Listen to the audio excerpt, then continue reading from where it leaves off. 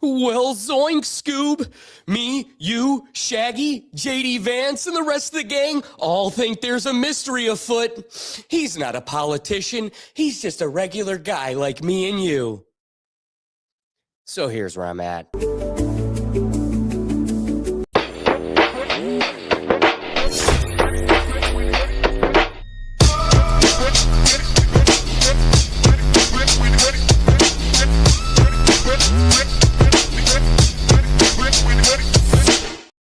Come on, get your tinfoil hats out. If you weren't gonna vote Republican quite yet, well, come on. I'm just like you, your uncle at the bar in the local town, and everyone else. Something's goofy. Boy, I wish somebody could do something about it.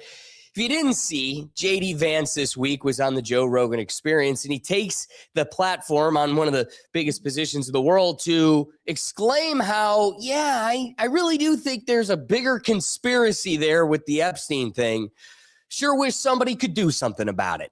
Here is not like anything that's in the files or not in the files. No, I think there's a lot of telling stuff in the files. I don't really care what's not in the files. The files, what's in it does matter. The problem is, if you go back to the original investigation, it was designed in a way that was way too narrow. If there was a broader conspiracy, and you know my view is that there probably was, the evidence that existed in 2007, that was the opportunity to get it. So when you say there probably was a broader conspiracy, what exactly are you saying? I think there are a few different options. I mean, look, man, I like you and I could literally do 2 episodes about this. I've gone on down to every rabbit hole. There's this funny New York Times story that's somewhat true, somewhat false, but where Susie Wiles, the White House chief of staff, says, well, we know JD's a conspiracy theorist on this. Like I am, actually. I've gone down every rabbit hole here. Look, so there's the theory that whether it was American intel or foreign intel, that Epstein was sort of using sort of the sex ring to blackmail rich and powerful people. There's that piece of it. Yeah. That's kind of a big piece of it. That comes from JRE episode 2526, just recently came out just this past week. And again, there's something going on there. I just wish somebody could do something about it.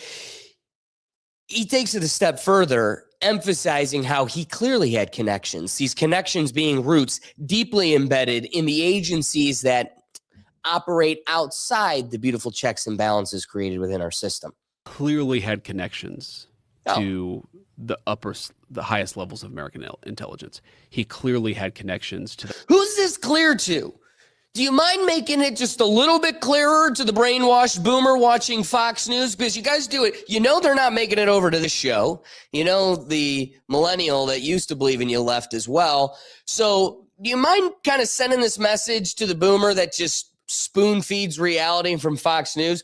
They might not see it as clearly as you do. Go ahead. Repeat that again. To the highest levels of American clearly had connections to the highest levels of American intelligence. He clearly had connections to the highest levels of Israeli intelligence. In fact, one of the interesting things the Epstein saga reveals about, and I try to make this point, is one of the reasons why I'm always careful, and I say there are some elements within the Israeli government who don't like our peace process. There are a lot of elements within the That is, hey, JD, don't want to be the first to tell you, but that is a Rode microphone in front of you. So tread lightly.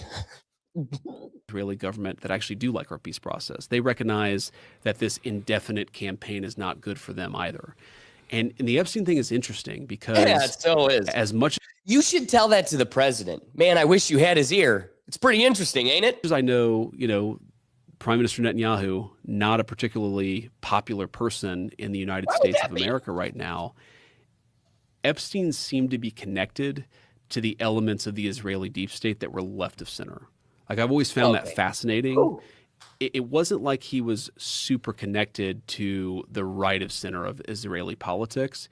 America, he was connected across the board. Oh, cool. I'm so glad you gave that kind of clarity. You don't want to protect our political system. It's all an Epstein sham and they've all got their fingerprints all over it. But hey, the good guys, God's chosen people over here, half the faction was not involved. He may have been totally funded and operating centrally out of them. And that was like the core of his network. But it was only half of their government. All of our government, only half of their government. Hey, no big deal. As far as this goes, when the vice president can throw on a tinfoil hat and just pretend to be like one of you, come on, I'm part of the gang. I think something's goofy. Come on, gang, let's figure this out. Who's got the Scooby snacks? It becomes cruel, gaslighting. You've got crash outs across the internet because you can't have somebody like Ian Carroll, who is a polarizing figure. And I can't say I sit here and agree and believe everything the guy says, but you can't paint a guy like him out to be some internet buffoon.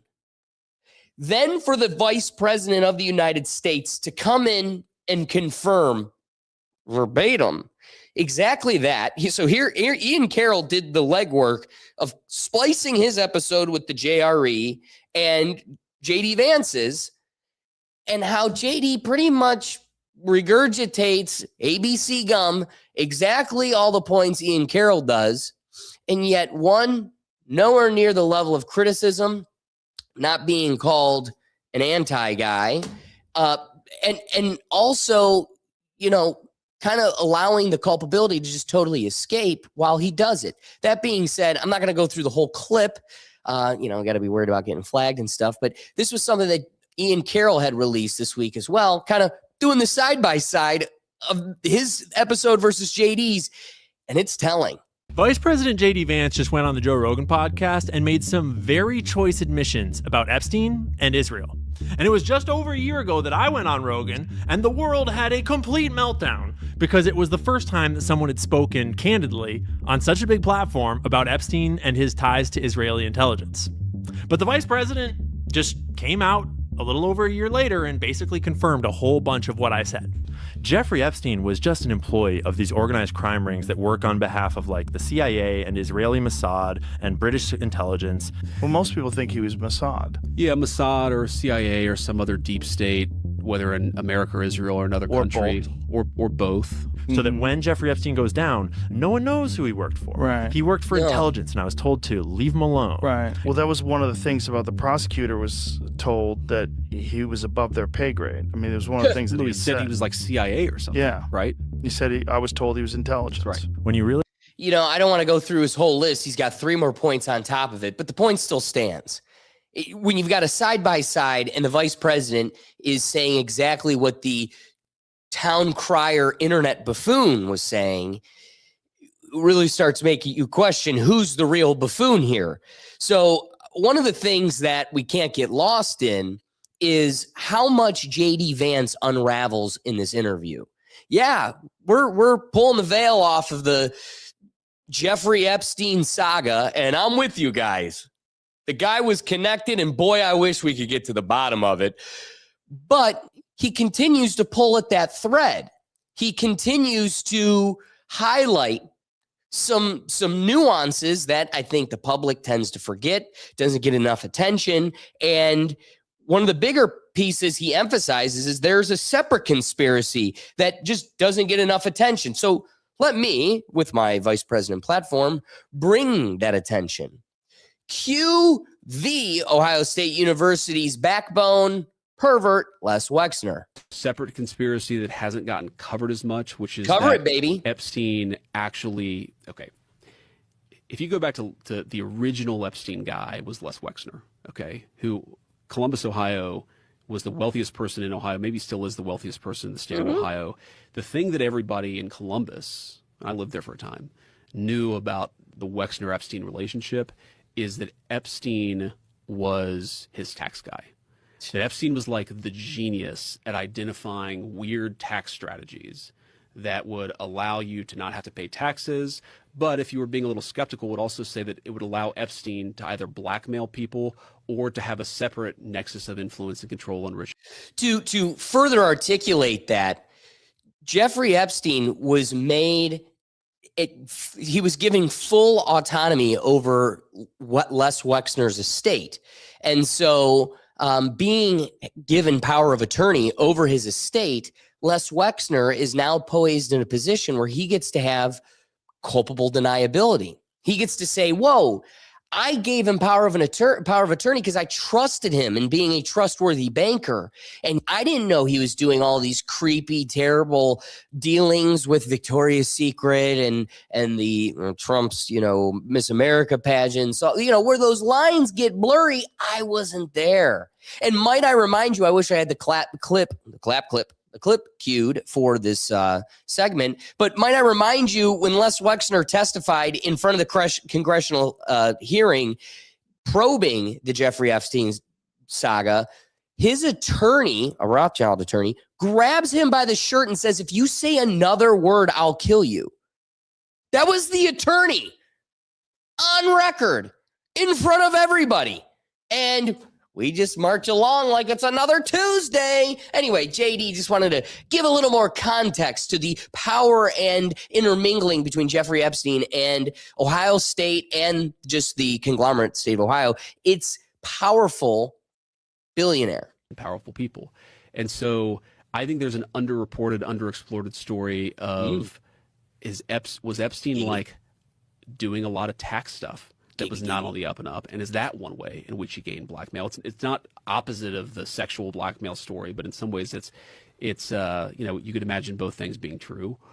I also just think there's an element of he was a scumbag, he was a very sick person, he built relationships with a lot of other rich and powerful people who just didn't have any real moral judgment about the fact the guy was obviously a scumbag. And again, to go back to total unique opinion. Wow. Defending Donald Trump. I know people don't want to hear this these days, but like, who was the guy?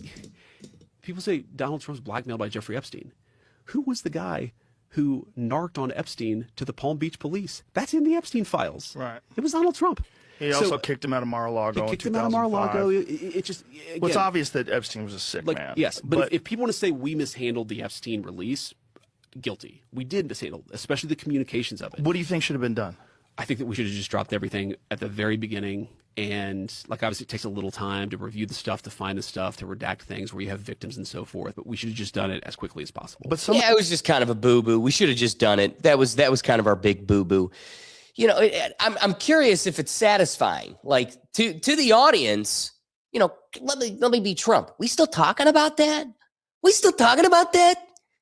850,000 kids in America disappear each year to never be found again. Those are those that don't get found. 850,000 a year.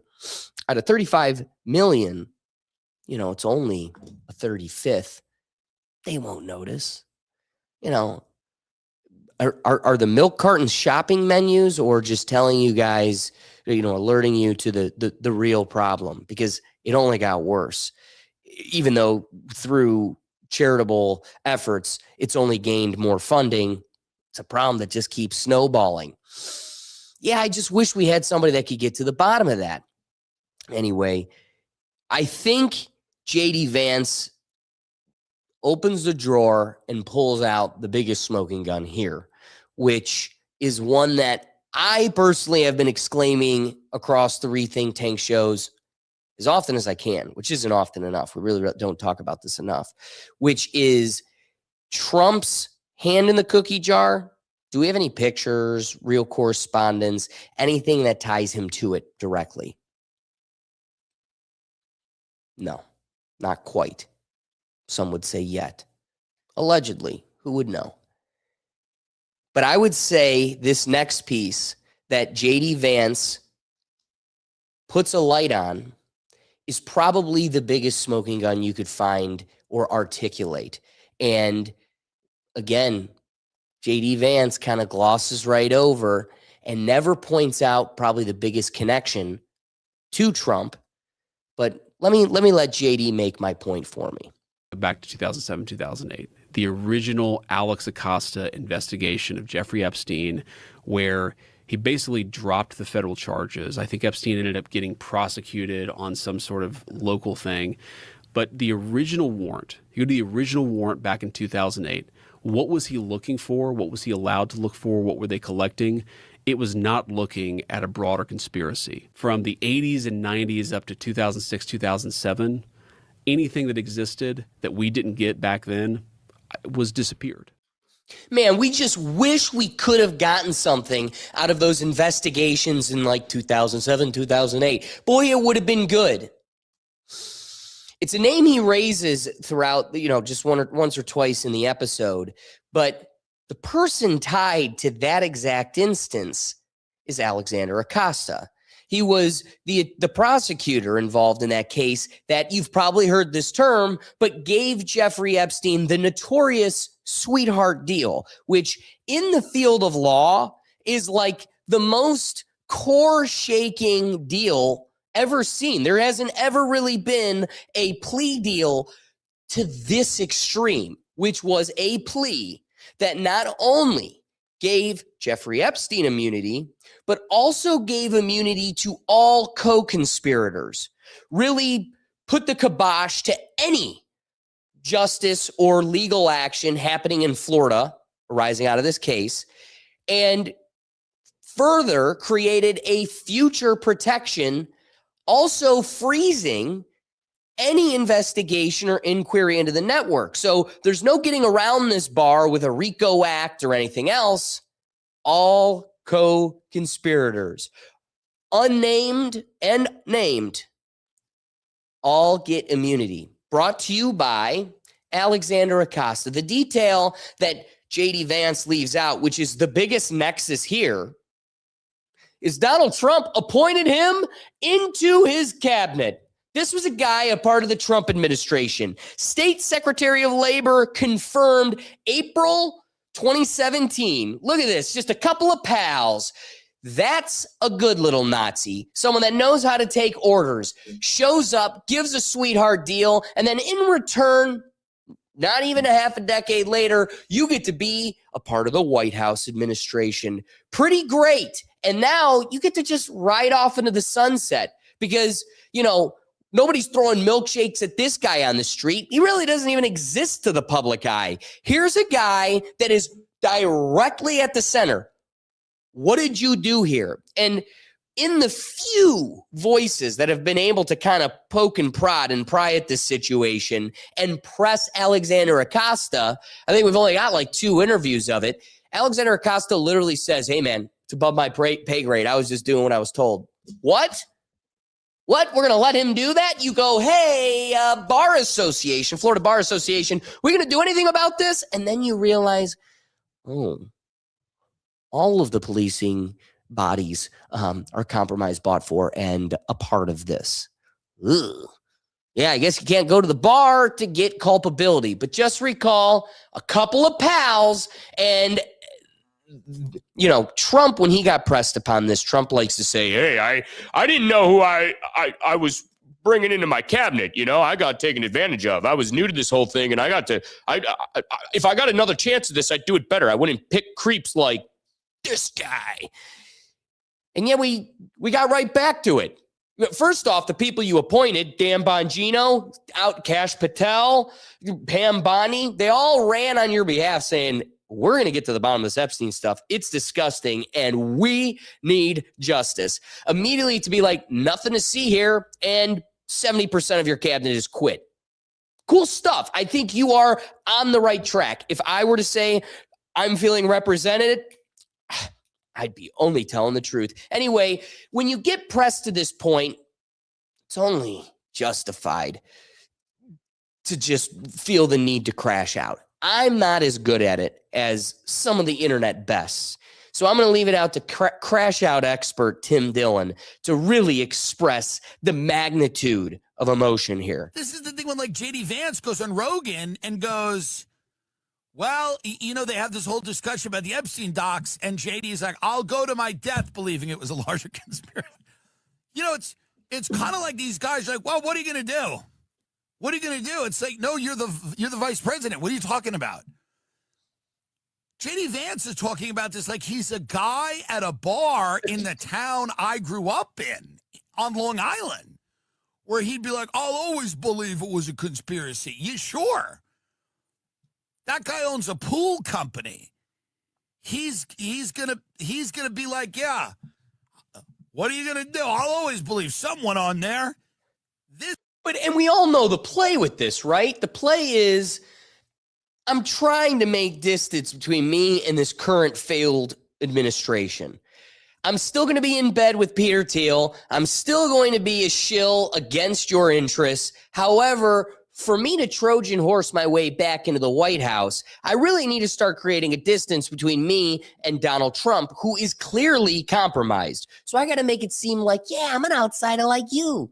Man, are you seeing this? This is crazy. I wish somebody could do something about it. Somebody should talk to him. Is the vice president of the United States of America going on the biggest podcast in the world going, yep, I read all the files. Trump's innocent. Also, I'll always believe there was a greater conspiracy there. I'll always think something was going on. But what am I going to do? I'm the vice president. That's J.D. Vance's character arc right now. Is his whole entire thing is just telling people what the vice president can't do. Like, what about the war in Iran? He goes, there's not much I can do. I just kind of hang out and, watch as I'm part of the administration that betrays its voters and does the opposite of everything it said it was going to do. I just kind of hang out and, this Epstein thing, who knows? What are you going to do? It's a lot of what are you going to do energy from the vice president. I'm not saying the vice president is like an all-powerful figure, but it's just hilarious that, that's his argument. Yeah. What are you going to do? Can I also remind you, it was reported on our show just maybe a month ago that a staffer caught Marco Rubio and J.D. Vance in the White House arguing about who's going to be taking the next appearance on Joe Rogan. And, the reason why that was relevant, we were reporting about, how Joe Rogan's fallen off. He's compromised and his voice has changed. It's just too clear. If you've been listening to a guy 3 hours a day, couple days a week over the course of over a decade, you really can tell when somebody shifts unnaturally. So when we were reporting that, one of the things that we were pointing out is as far as the J.D. Vance appearance goes, Joe Rogan used to pride himself on being this independent that hey, this is my show. I call the shots. You guys should let me do the future presidential debates because I'm just one of you guys. And this is my show. If I don't like you, you're out.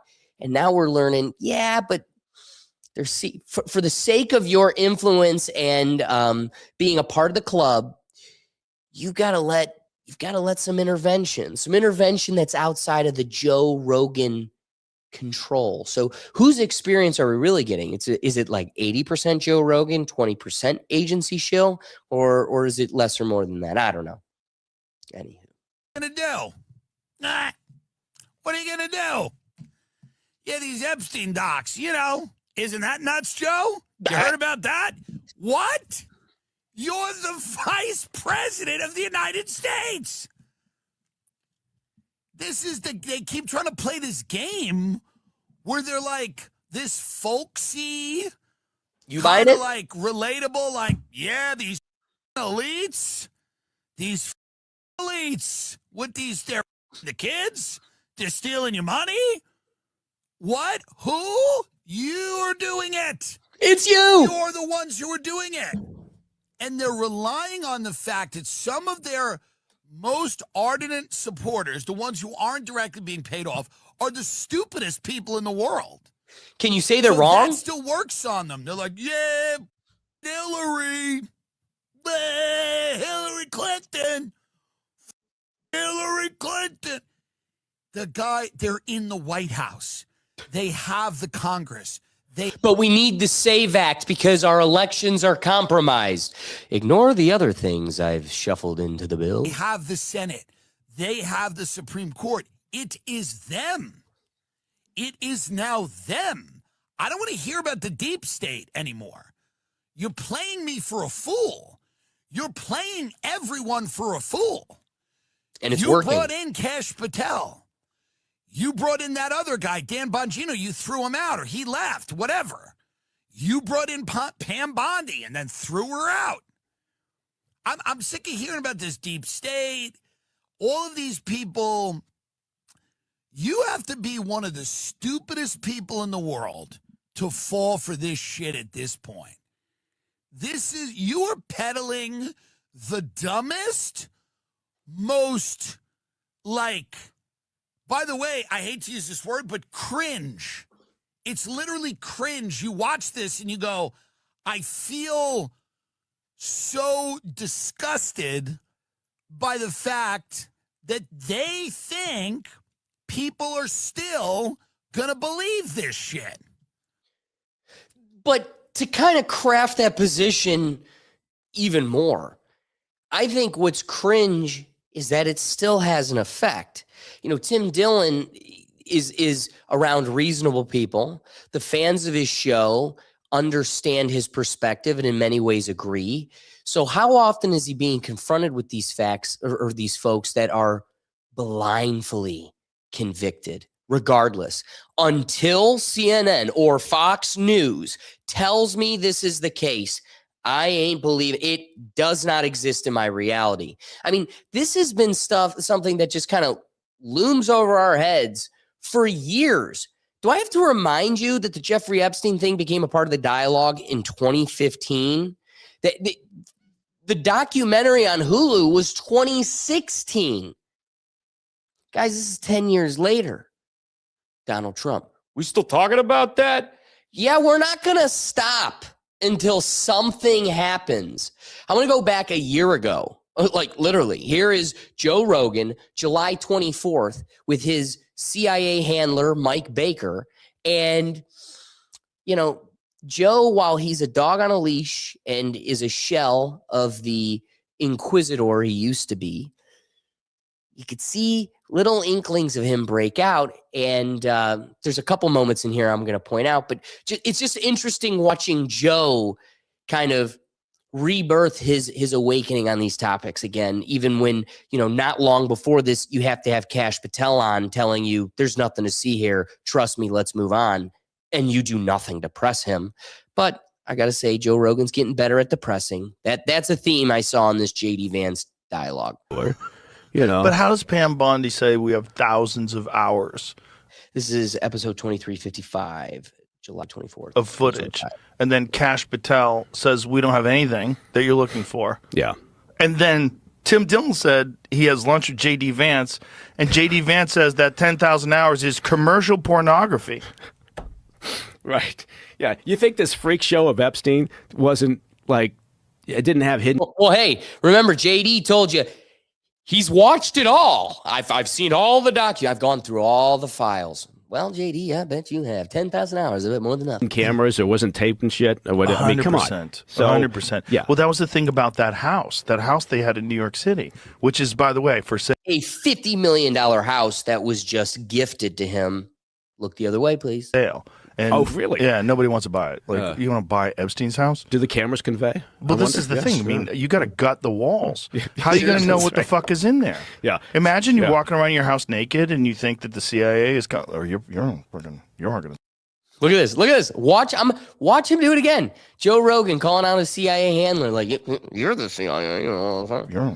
Your organization. Around your house naked and you think that the CIA is or your organization. Yeah, or whoever it is. To be fair, the agency's got a lot of hours of videotape of me walking around naked. I'm sure. Yeah. But Mossad, whoever it is that was involved in this intelligence gathering, I mean, I'm just guessing. Right, I have no idea. Yeah. But there's fucking pinhole cameras all over that house. Yeah. Yeah. Well, you have to start from that perception, right? Because again, if anything else, you're just being naive if you think, no, there's nothing. Again, you got to take it down to the bare beams. Yeah.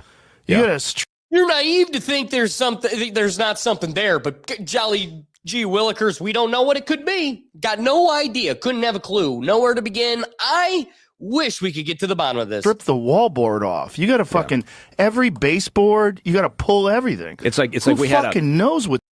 All right, so sorry for all the F-bombs that came at the end. Anyway, here's the bigger piece here. Joe Rogan is a cat that lets Kash Patel walk all over a dialogue with no press. He will look at Mike Baker and be like, there's something here. Let me push you now. You know, there's something here. JD Vance, yeah, there really is something here, isn't that? And when JD tries to escape, he reels him right back in. But then he will have Theo Vaughn pour his heart out, pandering for empathy, just being a human. Hey, I don't like the fact that it looks like our government's kind of compromised. There's a lot of scary, shifty stuff going on, and I am losing faith in the system. And Joe goes, you need to go for a run. You need to exercise more. It's your diet.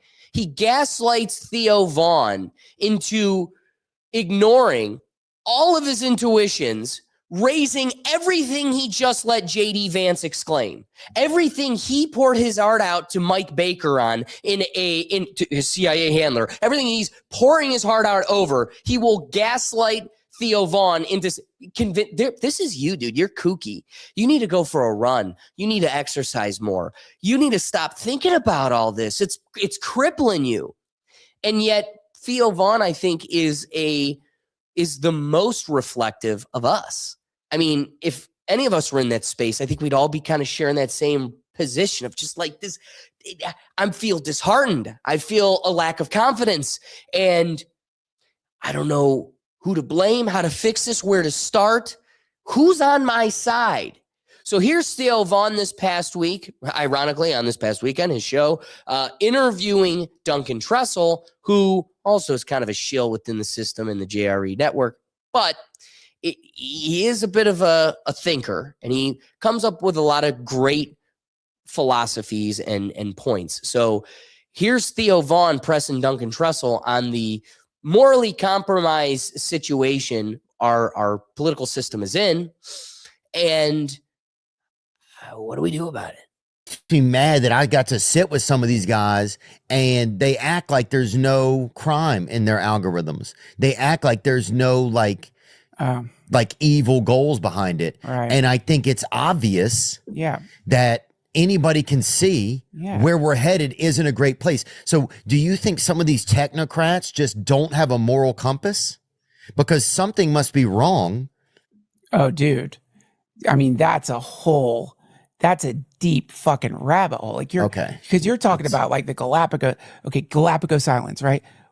Weird creatures there because they're separated from everything else, right? So when we're talking about the Silicon Valley tech overlords, we're talking about a weird kind of Galapagos Island where you've got this set group of people who've been there for a while, who have been engineering the technology that is now being used for mass surveillance, for blowing up Palestinians, for fucking exploding parts of the world, and for hypnotizing children into like being glued to the fucking technology, right? And so you're looking at like essentially a Warlock's Guild. These are the wizards of the world. They are summoning spirits via AI. A lot of them were into the occult. You can look that shit up. And regardless, I think there's public records of some of them saying that they used B.F. Skinner, the behaviorist's work. He was the guy who could make like pigeons tap dance and shit.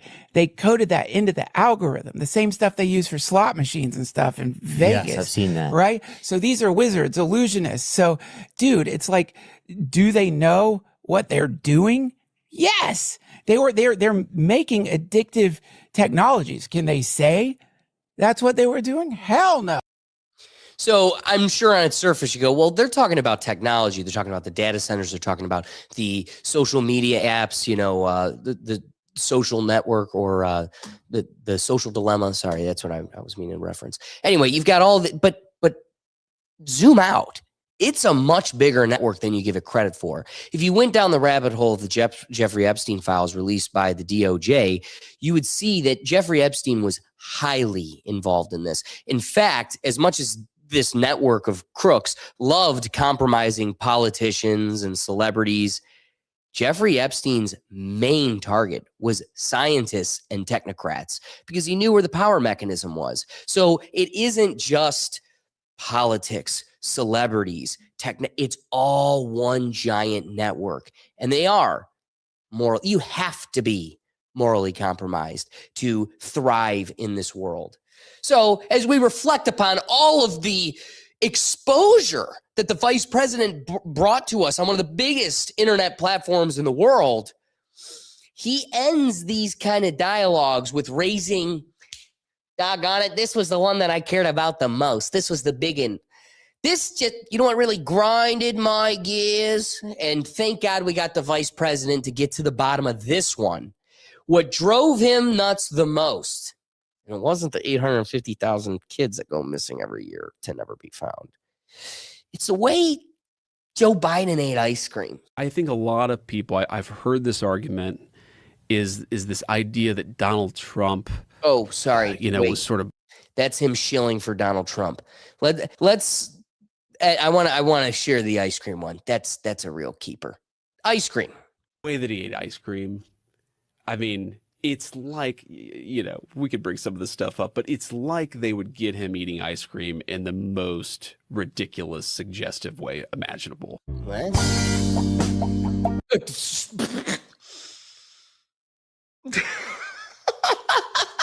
What? I didn't know about this conspiracy. Oh, Obama in the back, creeping with the chocolate ice cream. We'll gobble it up. Oh, no. Okay.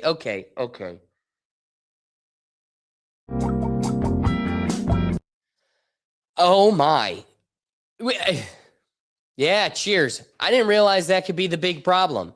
But while that was kind of J.D. Vance's major focus, as you kind of got a little glimpse of there, throughout this whole exposure that he brought on the Joe Rogan Experience, it was a whole lot of shilling for Donald Trump, doing a lot of defense and protecting of the administration, their network. And while the whole conspiracy theory pandering play is to distance himself from this administration for future elections, he really did a darn good job of playing goalie for Donald J. Trump the entire episode. I think a lot of people, I've heard this argument, is this idea that Donald Trump, was sort of, I've even heard people say he was blackmailed into this by the Israelis. Think that. That's not true, dude. No? It's just not true. Can you understand, though, why people would come to that conclusion, especially because of the Epstein files? What do you mean? Well, the Epstein files were supposed to be released, and there was a tremendous amount of resistance. So again, something that I've been critical of the last few months, year, got to give Joe his flowers as he doesn't let him just kind of slip through this one and continues to press the subject. And we're talking about the vice president here. And, of course it's a network, it's a relationship you want to preserve as best you can, but thank goodness we finally got a voice to push a little bit more. Those files being released. I see. So you're basically saying like the fear is that whatever's in the Epstein files was used to blackmail like the administration into doing the Iran thing. Or at the very least, the people that were involved in the Epstein files that didn't want them coming out had undue influence. Well, again, like say this with all candor, like we absolutely screwed up the comms of the Epstein files. Oh, okay. Hey, just end it there. You got something there, but we screwed up the communications. Ironically, I have him right here. Yeah, because it wasn't like you started the first week of your administration by getting a bunch of God's chosen people, social media influencers, and gave them these tacky little binders. Let me get a angle where it isn't reflective. Declassified. I just added I changed the bottom here, the least transparent administration in history, because, I'll give you the answers more than they will. What was in the folder the whole time? It was Big Bird and whoa, Betty White. Oh, we found him. We always knew he was in there. Oh my God. Oh, who would have thought that? What were they sweeping more than chimneys? We know that was there. But again, I'll give you the declassified files. I'm just, again, do you remember the charade? Then they look at you and go, why are you still talking about this? So yes, JD, you are very right in the fact that the way you handled this is what cooked the situation. But there ain't uncooking the cooked chicken. The situation is here. So the only way out, I would say, is true transparency, not gambling on America's stupidity and banking on the fact that they will just lemming march forward and move on and forget the layers of idiocracy you are forcing me to try to accept. That being said, YouTube, I'm talking to you. Freedom of Information Act. This clip is 30 years old. It is featuring the President of the United States 30 years ago. I don't care whose broadcast this is. This is protected. It is not even a minute long. And This has nothing to do with nothing. It has nothing to do with the fact that JD Vance spent a majority of his podcast defending Donald Trump and trying to blur his relationship to this network and the curiosities surrounding his administration's relationship, cue Lutnick and the rest of them. Anywho, here is just a peculiar thing. Again, broadcast from 1991 has nothing to do with this episode, right? I don't know. You be the judge. Trump's hideaway for tennis fugitive Monica Seles. Seles mysteriously disappeared after abruptly dropping out of the Wimbledon Championships 10 days ago, only to strangely resurface at Trump's palatial Florida estate. The mega developer reportedly invited the 17-year-old Yugoslav to stay at his home so she could avoid reporters trying to find out why she skipped the tournament. But why would Trump want to get involved in this? Could this eligible bachelor have met his match? The editor of Tennis Magazine could only guess. Athletes, mind you, that's one of the persons of interest in this story. There's another young girl as well. Attract all kinds of people.